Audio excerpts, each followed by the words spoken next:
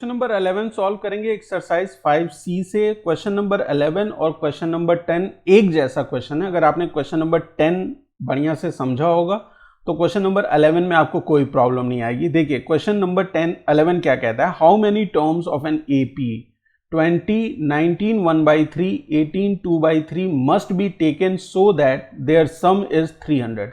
सम given है, जो total number of terms लेंगे साथ में उनका सम गिवन है वो है 300। तो हम मान लेते हैं कि लेट हम कितने नंबर ऑफ टर्म्स ले रहे हैं वो n है। Let the number of terms है ना, number of terms be n है ना। हमने क्या मान लिया कि नंबर ऑफ टर्म्स कितने हैं, n है ना। और इन n नंबर ऑफ टर्म्स का सम Sn हमें क्वेश्चन में गिवन है कि वो 300 है। और sum of n terms, sum of first n terms का फॉर्मूला क्या होता है, वो होता है Sn is equal to n/2 2a plus n-1 d। ये फॉर्मूला होता है ना, ये हमारा फॉर्मूला क्या है, sum of first n terms का फॉर्मूला है। और Sn की वैल्यू हमें पता है 300, n की वैल्यू हमें फाइंड आउट करनी है। a और d और पता चल जाए तो यहां से हम n की वैल्यू फाइंड आउट कर सकते हैं, ठीक है। तो a की वैल्यू फाइंड आउट कहां से करेंगे, ये जो ap गिवन है यहां से a की वैल्यू बताइए क्या है, तो आप कहेंगे सर 20 है, तो a की वैल्यू 20, क्लियर है, कोई दिक्कत नहीं। d की value common difference, second term minus first term से, second term minus first term मतलब 19 1/3 माइनस 20 करेंगे। मिक्स में है, पहले इसे इम्प्रॉपर में चेंज कर लीजिए। तो ये क्या हो जाएगा, 3 × 19 57 प्लस 1 58/3 माइनस 20। क्या एलसीएम होगा यहाँ पे, 3 एलसीएम हो जाएगा, 58 as it is minus 20 × 3 that is equal to 60। और ये किसके बराबर हो जाएगा, -2/3 के बराबर, है ना। तो d की वैल्यू भी आ गई, कॉमन डिफरेंस की वैल्यू भी आ गई -2/3। तो यहाँ फॉर्मूले में, इस फॉर्मूले में जो वैल्यूज आपको पता है इन वैल्यूज को जरा पुट कर लीजिए। तो देखिए Sn की वैल्यू आपको पता है कि वो 300 है, ठीक है। n की वैल्यू आपको फाइंड आउट करना है तो n/2 एज इट इज रहेगा, ब्रैकेट के अंदर 2 × a क्या है 20 है, तो 2 × 20 हो गया, प्लस n की एज इट इज रहेगा n-1 और d की वैल्यू क्या है -2/3 है ना। और ये हो गया ब्रैकेट बंद, ठीक, क्लियर। ब्रैकेट के अंदर जो चीजें हैं उसे सॉल्व कर लीजिए। तो ये हो जाएगा n/2 2 × 20 40 के बराबर होता है, और n × -2/3 -2n/3 हो जाएगा, माइनस, यहां माइनस है यहां माइनस, तो ये प्लस हो जाएगा, 1 × 2/3 इज 2/3, ठीक है, क्लियर है, कहीं पे कोई दिक्कत नहीं है। अच्छा, अब देखिए अगर ये जो 2 बाहर है इसे मैं अंदर लेके जाऊं, दो पहली चीज, या तो मैं इसके अंदर की चीजें, ब्रैकेट के अंदर की चीजें सिंप्लीफाई कर लूं, या मैं इस 2 को अंदर ले जाके और जो चीजें सिंप्लीफाई हो रही है उसे सिंप्लीफाई कर लूं, दोनों तरीका है। तो मैं पहले इस 2 को अंदर ले जाता हूं, है ना, उससे मेरा कैलकुलेशन थोड़ा सा और आसान हो जाएगा। तो n बाहर ही रहेगा ब्रैकेट के, 40/2 हो जाएगा, माइनस 2/3n है तो 2/3n है, 2n/3 इस तरीके से है तो 2n/3 × 2 हो जाएगा, प्लस यहाँ पे 2/3 है तो 2/3 × 2 हो जाएगा यहाँ पे, है ना। 2 अंदर गया तो सबके डिनोमिनेटर में 2 मल्टीप्लाई हो गया, ठीक है। अब देखिए ये 2 से ये 40 कितने टाइम्स, 20 टाइम्स, ये 2 कैंसिल हो गया, ये 2 कैंसिल हो गया, तो अब हमारे पास क्या बचा है n, ब्रैकेट के अंदर 20 माइनस, ध्यान से देखिएगा यहाँ क्या है n/3 है, और यहाँ क्या बचा है 1/3, ठीक है। थोड़ा सा सिंप्लीफाई हो गया 2 ले जाने से, तो ये 300 इतने के बराबर है। अब आप यहां पे लिख सकते हैं इसे कि 300 इज इक्वल टू, अगर n को भी मैं अंदर मल्टीप्लाई कर दूं, है ना, n को भी अंदर मल्टीप्लाई कर दूं, या पहले ब्रैकेट को ही अंदर सॉल्व कर लेते हैं थोड़ा सा और। तो यहाँ पे देखिए क्या है, एज इट इज लिख ले रहा हूँ मैं, जो यहाँ लिखा है वही लिख ले रहा हूँ। 20 माइनस n बाई 3 प्लस 1/3 है ना। 3 एलसीएम आ जाएगा यहाँ पे, तो 3 एलसीएम ले लिया मैंने, ठीक है। ब्रैकेट के बाहर क्या है, n है, यहाँ पे 3 एलसीएम आ गया, तो 3 इंटू 20 क्या हो जाएगा, 60 माइनस n प्लस 1 हो जाएगा।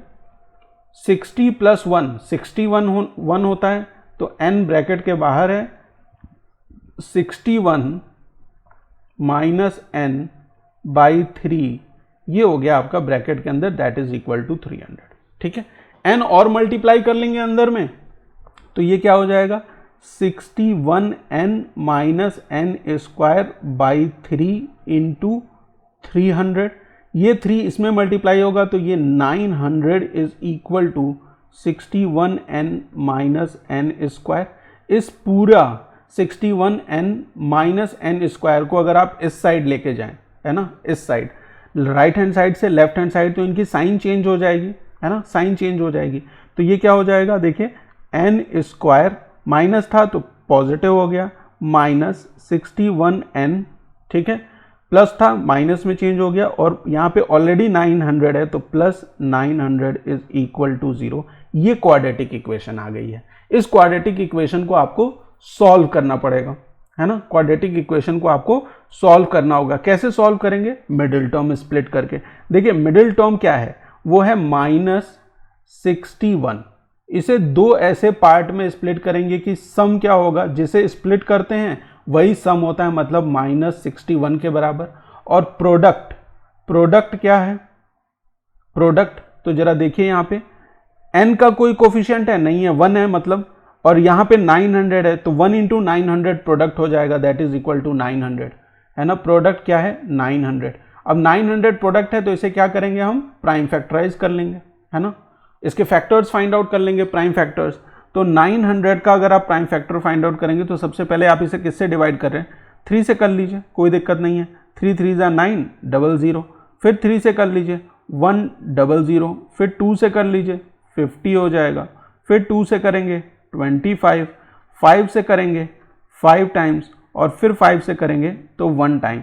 तो 900 को हम लिख सकते हैं 3 इंटू 3, या 2 इंटू 2 पहले लिख लीजिए, फिर 3 इंटू 3 और 5 इंटू 5, ठीक है, क्लियर है।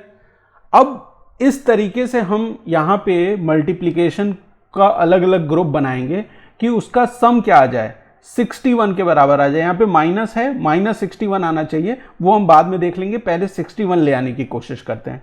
तो देखिए 2 2 जा 4, है ना, 4 3 जा 12, और 12 3 जा कितना होता है, 36, तो ये हो गया 36, और 5 इंटू 5 कितना होता है, 25। तो 36 और 25 को अगर मैं ऐड करूं तो मेरे पास क्या आता है, 61 आता है। देखिए 6 और 5 11, 1 लिखा, 1 कैरी कर दिया, ये 61 आ गया। तो इसका मतलब कि अगर ये दोनों ही नेगेटिव हों तो इनका सम क्या हो जाएगा, माइनस 61, मतलब माइनस 63 और माइनस 25 में आप इसे ब्रेक कर सकते हैं, क्योंकि माइनस और माइनस इनका अगर मैं प्रोडक्ट लूंगा तो वो 900 के बराबर आ जाएगा, और इनको अगर मैं ऐड करूंगा तो वो माइनस 61 के बराबर आ गया। इसका मतलब माइनस 61 को मैंने ब्रेक कर लिया माइनस 63 और माइनस 25 में, है ना। तो आप यहाँ पे लिख सकते हैं, यहाँ पे n स्क्वायर माइनस माइनस दो चीज़ों में ब्रेक किया है, minus 63n minus 25n plus 900 is equal to 0, है ना। यहाँ से क्या कॉमन आएगा, n कॉमन आ जाएगा यहाँ से, है ना, n कॉमन आ जाएगा, तो n कॉमन ले लिया, n माइनस 63 हो गया।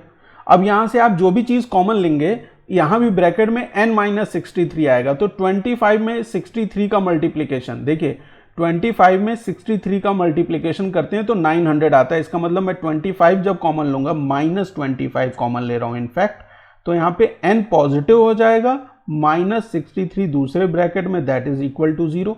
तो n माइनस 25 एक ब्रैकेट में, और n माइनस 36 दूसरे ब्रैकेट में हो जाएगा, दैट इज इक्वल टू 0, है ना। n माइनस 25 इधर आ गया, क्योंकि n-63 यहाँ है, n-63 यहाँ है, कॉमन ले लिया n-63, तो क्या बचा, n-25 बचा। अब n-25 को अगर आप 0 से कंपेयर करें n-25 को, तो ये क्या हो जाएगा, 0 से कंपेयर करने पे n की वैल्यू क्या आएगी, 25 आएगी। और n-63 को जब आप 0 से कंपेयर करेंगे तो n की वैल्यू क्या आएगी, 36 आएगी। अब n की दो वैल्यूज आई हैं, कह रहे हैं कि एक्सप्लेन करिए इस डबल आंसर को, है ना। n की वैल्यू क्या आई है, 25 और 63, दो वैल्यू आई ना, देखिए एक ये वैल्यू है और एक ये वैल्यू है। यही कह रहे हैं कि इस आंसर को एक्सप्लेन करना है आपको, ठीक, क्लियर है। अच्छा जरा एपी को ध्यान से देखिए, 20, 19 1/3, 18 2/3, ये डिक्रीज हो रहा है या नहीं डिक्रीज हो रहा है, डिक्रीज हो रहा है ना, है ना। इसका मतलब कहीं पे आगे चल के ये 0 होगा, कहीं पे फिर नेगेटिव हो जाएगा, ऐसे होगा ना, है ना। ये चीज समझ में आ रही है आपको। भाई कोई चीज अगर डिक्रीज कर रही है, कोई भी नंबर है, इस तरीके से समझिए कि 4 फिर 3 फिर 2 फिर 1, 0 हुआ, फिर -1 फिर -2 फिर -3, इस तरीके से होता है कि नहीं, क्लियर है, बात समझ में आ गई है कि नहीं। अच्छा दूसरी चीज देखिए कि अगर n25 है ना, n25 टर्म्स को अगर आप ऐड करेंगे तो भी 300 आ रहा है, और ये n से n36 टर्म्स को, है ना, ऐसे है ये कि a1 a2 a3 कहाँ तक, 25 तक, फिर उसके आगे 26 27 और ये कहाँ तक, 36 तक। ये पूरा ऐड करेंगे, पूरा, जब n की वैल्यू 36 है तो इस पूरे को ऐड करने पे भी हमारा सम क्या आ रहा है, सम वो तो 300 के बराबर। और एक चीज और पता चल रही है कि n की वैल्यू जब 25 है तो सिर्फ 25 टर्म्स तक, यहां से लेके यहां तक के टर्म्स को जब आप ऐड करेंगे तो 300 आता है। इसका मतलब कि ये यहां से लेके यहां तक का टर्म जो होगा, इन्हें जब मैं ऐड करूंगा तो इसकी वैल्यू 0 आएगी कि नहीं आएगी, है कि नहीं, बात समझ में आ रही है। मैंने क्या कहा कि भाई इसी तरीके से तो टर्म है, 1 से लेके 36 तक के टर्म्स हैं, और दो नंबर्स आ गए n के, तो n25 आया है, इसका मतलब 1 से लेके 25 टर्म्स तक मैं ऐड करूंगा तो उसकी वैल्यू मुझे 300 मिलेगी। ऐसा मुझे क्वेश्चन में ही गिवन है कि सम क्या है, 300 है ना। और आगे यहां से 26 से लेके 36 तक का, ठीक है, 26 से लेके 36 तक के टर्म्स अगर मैं ऐड करूंगा तो मेरी वैल्यू क्या आनी चाहिए, जाहिर सी बात है वो 0 आएगा, तभी तो मैं ये 325 टर्म्स प्लस ये 0 करूंगा, तभी तो मुझे आंसर क्या मिलेगा, 300 ही मिलेगा। क्लियर है, बात समझ में आ रही है या नहीं आ रही, है ना, बात समझ में आई। तो हम आंसर क्या करेंगे कि n की वैल्यू क्या है, एक तो n की वैल्यू 25 है, ठीक है, दूसरा n की वैल्यू क्या है, 36 है ना। तो इसका मतलब कि A26 से लेके A36 तक का जो ये सम है वो भी क्या होगा, 0 होगा। यही इस डबल आंसर का एक्सप्लेनेशन, बात समझ में आई। क्वेश्चन नंबर 10 में हमारे पास दो टर्म्स आए थे। अगर आप क्वेश्चन नंबर 10 को ध्यान से देखें तो वहां पे हमारे पास n की वैल्यू क्या आई थी, 21, और n की वैल्यू क्या आई थी, 22 आई थी, है ना, समझ गए आप। तो यहां पे A1 से लेके A21 तक के जो टर्म्स थे उनका सम, और इस प्लस कर दूं मैं इसमें A22 भी, तो इनका भी सम क्या था, सेम था।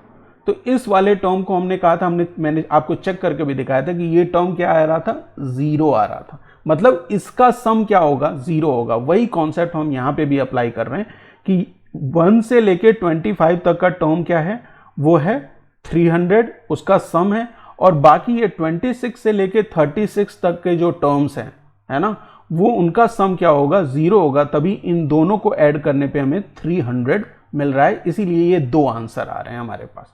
क्लियर है, बात समझ में आ गई। तो उम्मीद करता हूं ये क्वेश्चन आपको बहुत अच्छे से समझ में आ गया होगा। मिलते हैं नेक्स्ट क्लास में। Thank you for watching.